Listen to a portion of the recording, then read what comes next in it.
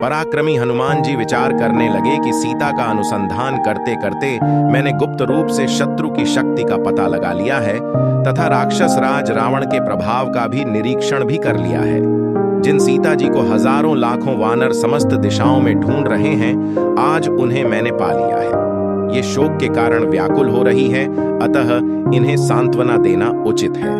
परंतु राक्षसियों की उपस्थिति में इनसे बात करना मेरे लिए ठीक नहीं होगा।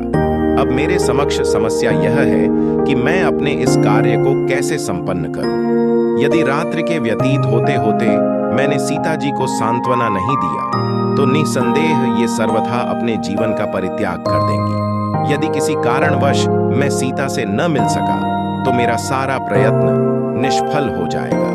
रामचंद्र और सुग्रीव को सीता के यहाँ उपस्थित होने का समाचार देने से भी कोई लाभ नहीं होगा, क्योंकि इनकी दुखद दशा को देखते हुए यह नहीं कहा जा सकता कि ये किस समय निराश होकर अपने प्राण त्याग दें। इसलिए उचित यही होगा कि मैं सीता जी, जिनका चित्त अपने स्वामी में ही लगा हुआ है, को श्री राम के गुण गा गा कर सुनाऊं, जिससे उन्हें मुझ पर विश्वास हो जाए।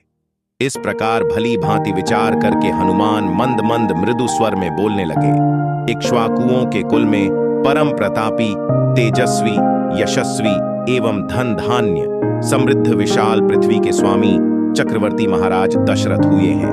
उनके ज्येष्ठ पुत्र उनसे भी अधिक तेजस्वी, परम पराक्रमी, धर्मपरायण, सर्वगुण संपन्न, अतीव दयानिधि श्री रामचंद्र जी अपने पिता द्वारा की गई प्रतिज्ञा का पालन करने के लिए अपने छोटे भाई लक्ष्मण के साथ, जो उतने ही वीर, पराक्रमी और भ्रातृभक्त हैं, 14 वर्ष की वनवास की अवधि समाप्त करने के लिए अनेक वनों में भ्रमण करते हुए चित्रकूट में आकर निवास करने लगे। उनके साथ उनकी परम प्रिय पत्नी महाराज जनक की लाद्धेली सीता जी भी थीं।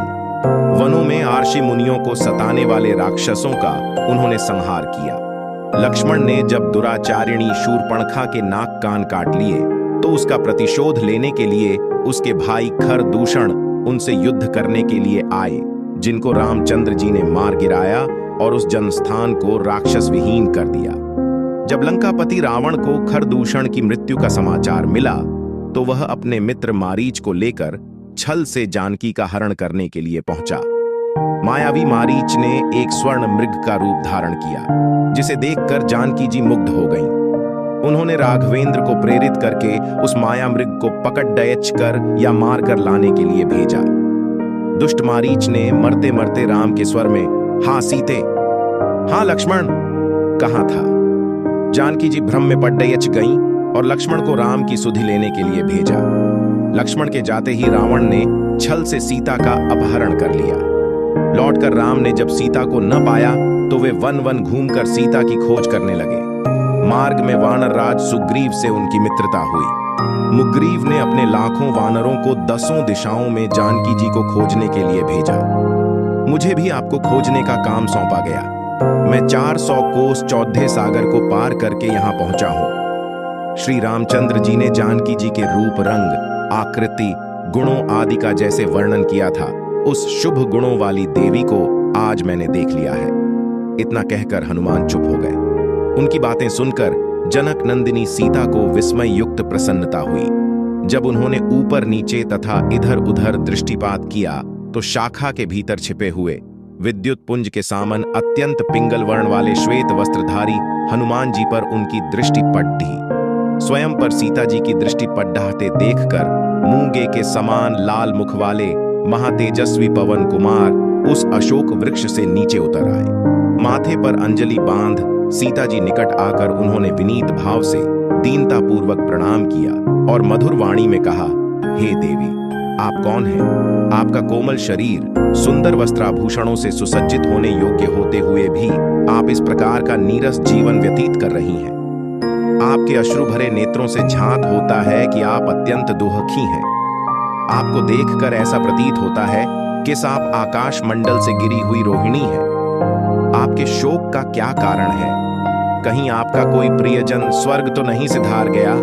कहीं आप जनक नंदिनी सीता तो नहीं हैं, जिन्हें लंकापति रावण जनस्थान से चुरा लाया है? जिस प्रकार आप बार बार ठंडी सांसें लेकर हा राम पुकारती हैं, उससे ऐसा अनुमान लगता है कि आप विदेह कुमारी जानकी ही हैं। यदि आप सीता जी ही हैं तो आपका कल्याण हो। आप मुझे सही सही बताइए, क्या मेरा यह अनुमान सही है? हनुमान का प्रश्न सुनकर सीता बोली, हे वानरराज, तुम्हारा अनुमान अक्षरशः सही है। मैं जनकपुरी के महाराज जनक की पुत्री, अयोध्या के चक्रवर्ती महाराज दशरथ की पुत्र वधू तथा परम तेजस्वी धर्मात्मा श्री रामचंद्र जी की पत्नी हूं। जब श्री रामचंद्र जी अपने पिता की आज्ञा से वन में निवास करने के लिए आए तो मैं भी उनके साथ वन में आ गई थी। वन से ही यह दुष्ट पापी रावण छल पूर्वक मेरा अपहरण करके मुझे यहाँ ले आया।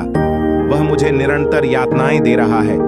आज भी वह मुझे 2 मास की अवधि देकर गया है। यदि 2 मास के अंदर मेरे स्वामी ने मेरा उद्धार नहीं किया तो मैं अवश्य प्राण त्याग दूंगी। यही मेरे शोक का कारण है। अब तुम मुझे कुछ अपने विषय में बताओ।